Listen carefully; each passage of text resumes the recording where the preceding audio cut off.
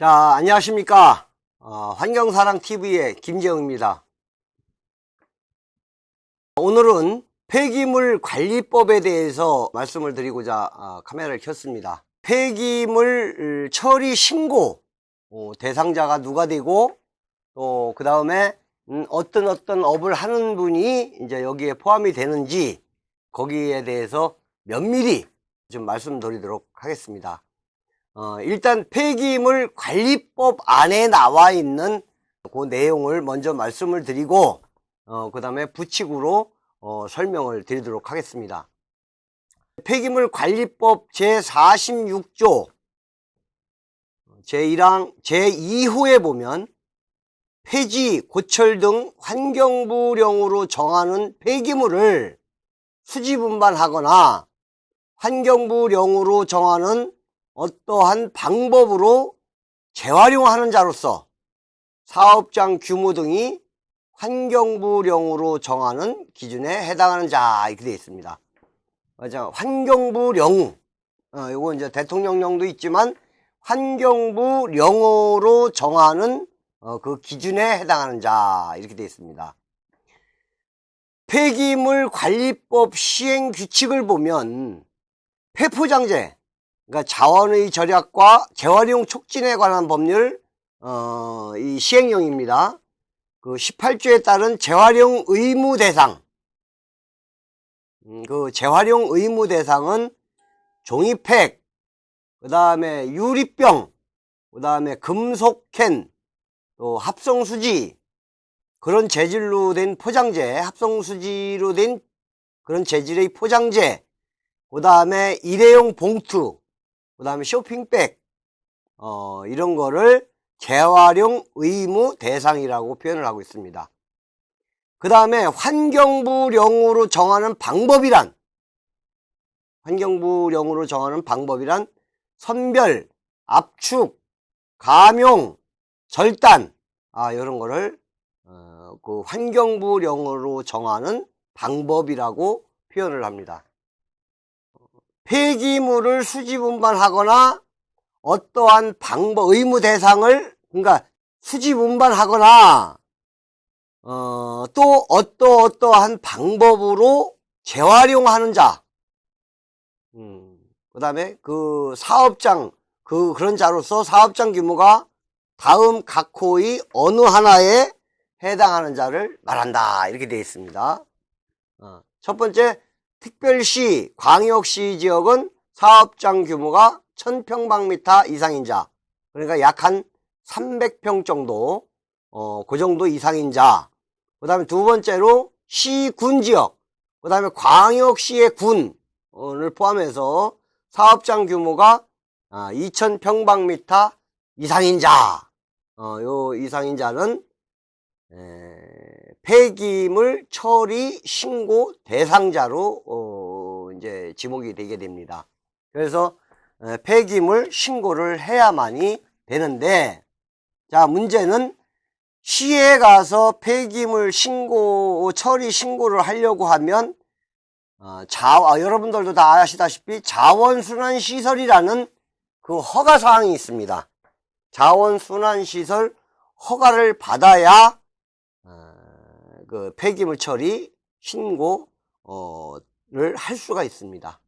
그런데 현실적으로 저희들은 참 이게 자원순환시설이라는 부분이 여러분들도 아시다시피 그냥 조건 없이 막 내준 허가가 아니기 때문에 상당히 그 허가를 내게 되면 굉장히 힘든 그런 상황, 또 어느 지자체마다 전혀 그 허가를 내주지를 않는 그런 입장에 놓여 있습니다. 그러니까 어찌 보면 우리 이 폐기물, 그러니까 자원 재활용하는 그런 우리 업체 같은 데는 불이익을 당할 수밖에 없는 그런 현실입니다. 그리고 만약에 이거를 뭐 어긴다든가 뭐 이렇게 되면 2년 이하의 징역이든지 또 2천만 원 이하의 벌금을 부과하게 됩니다. 그래서 어떻게 보면 상당히 큰 중벌이라고 생각이 됩니다. 그러니까 쉽게 얘기를 하면 뭐 종이팩, 유리병, 금속캔, 합성 수지 재질의 포장재, 뭐 일회용 봉투, 쇼핑백, 이런 거를 환경부령으로 정하는 방법. 그러니까 우리들이 하는 일이에요. 선별을 한다든지, 또 압축을 한다든지, 감용을 한다든지, 절단, 이런 방법으로 해서 폐기물을 수집 운반하거나, 뭐, 재활용하는 자, 이런 식으로. 그러니까 그런 방법으로 재활용하는 자는, 사업장 규모가 다음 각 호에 해당하는 자, 아까 말씀드렸던, 뭐, 특별시는 1000평방미터, 이상인 자. 그러면 1000평방미터면 약 한 300평. 그죠? 그 다음에 이제 시군 지역은 광역시의 군도 포함이지만, 이런 데는 2000평방미터 이상인 자.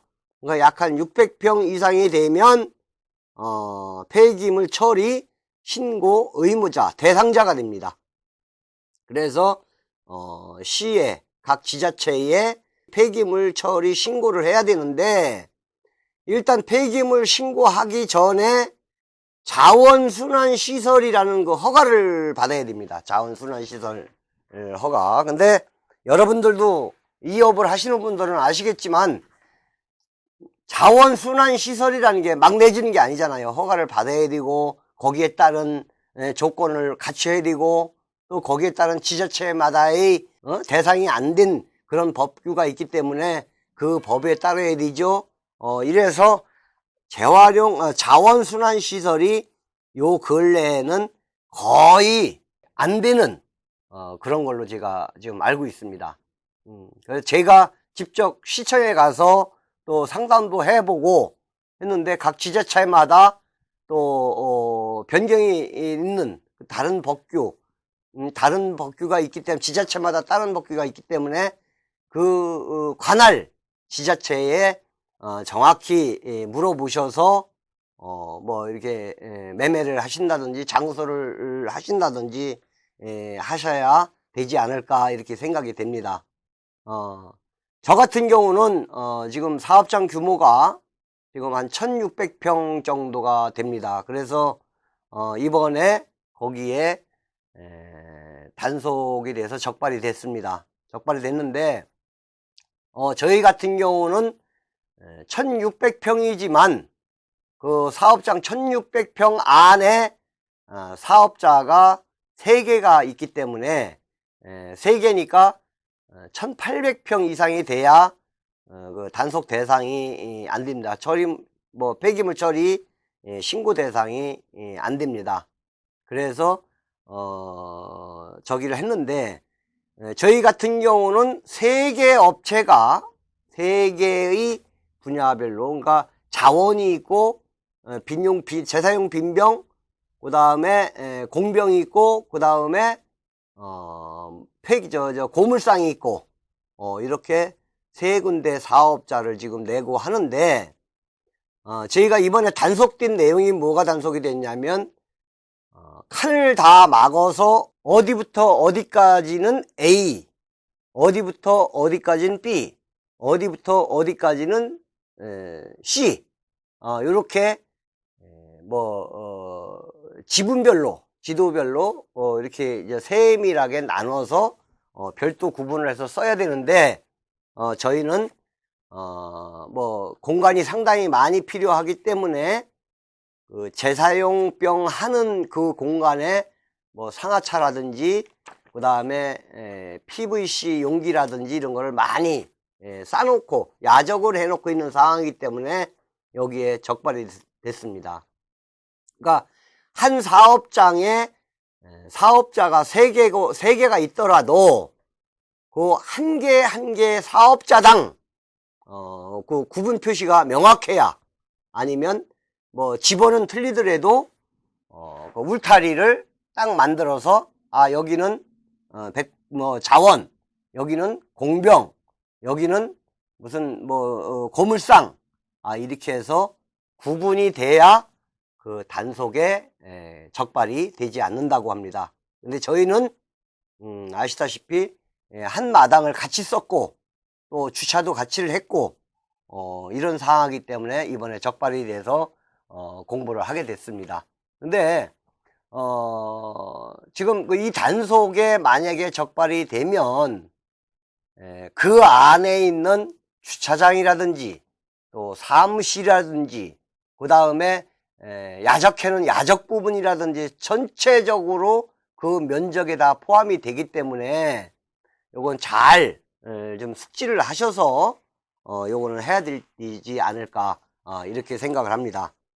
뭐 고물상이라든지 재활용 수거업체들 또 아파트라든지 이런 수거업체들은 아마도 바로 그냥 싣고 와서 칸칸이 구분을 해서 아마 바로 나가기 때문에 이렇게 뭐 공간이 그렇게 많이 필요하지 않을 거로 제가 생각이 되는데, 저희 같은 이 공병상은 뭐 각 회사별로 또 몇 대씩 공피를 미리서 야적을 좀 해놔야 되고, 또 완제품이 돼서 용기가 플라스틱 박스 안에 담겨 있는 것이 공장으로 납품을 하게 되면 대형차가 와서 공장에서 직접 실어가기 때문에 그 상하차는 공간도 저희는 상당히 넓어야 되고요. 그 다음에 각 제조사별로 PVC 박스가 종류가 상당히 많습니다. 한 20여 가지 되는데 그 20여 가지를 한 차씩만 야적을 해 놓는다고 해도 그 공간이 1000평 이상은 그런 공간으로 써야 이 공병상 운영이 됩니다. 그래서 그것도 다 진술을 해서 올렸는데, 결론은 폐기물 관리법 법령집에 나와 있는 그 상태로 그대로 하니까 단속이 될 수밖에 없는, 그래서 이번에 이것도 단속이 됐습니다. 그래서 얼마 전에 또 와서 또 조사를 하고 가고 했는데, 이런 거는 뭐 어떻게 됐든 간에 법을 정하기 전에 어떤 사항이 있고 어떤 그 여건이 있는데, 이런 것들 좀 감안을 해서 법령을 만들었다면 저희 같은 이런 좀 불리한 이런 입지 조건이 안 되지 않았을까 이렇게 생각을 합니다.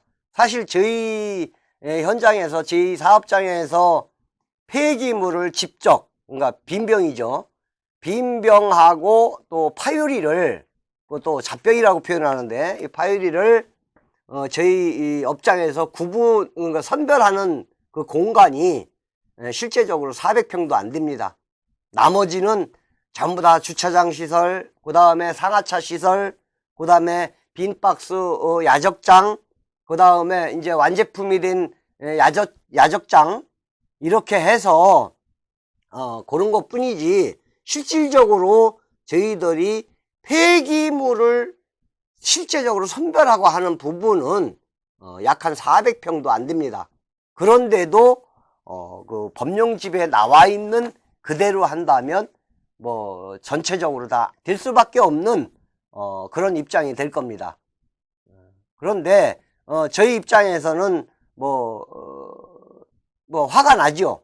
화도 나고, 또 이 사업을 계속 해야 되는지 말아야 되는지, 그리고 저희 같은 이런 최종 처리업은 아닙니다만, 저희는 1차 선별업체, 일단 저희 같은 1차 선별업체에서 이 선별이 안 된다면, 전국적으로 뭐 몇 군데 있습니다만은 뭐 빈병, 재사용병은 전국에 한 120여 군데 됩니다. 그리고 파유리병을 1차 선별하는 데는 아마 손에 꼽을 정도로 전국에 이 정도밖에 없기 때문에 이런 거는 정부 차원에서 어느 정도 좀 유하게 완화시켜 줄 수 있는 그런 내용이 좀 있어야 되지 않을까, 그렇게 소망을 좀 해봅니다. 해보고, 일단 여러분들 하시는 사업장에 이런 면적에 포함이 되지 않는지 다시 한번 꼼꼼히 좀 살펴보시고요. 지금까지는 아마도 그 민원으로 인해서 단속을 했는데, 앞으로는 특별 단속으로 해서 단속을 좀 확대할 그런 조짐이 상당히 많이 보입니다. 그래서 우리 사업하시는 재활용품을 취급하시는 사장님들은 조금 각별히 신경을 좀 더 쓰셔서 여기에 단속이 되지 않도록 유의하시기 바라겠습니다. 그리고 차후로 더 자세한 얘기 또 편한 얘기 있으면 또 한번 시간을 내서 여러분께 또 전달해 드리도록 하고요.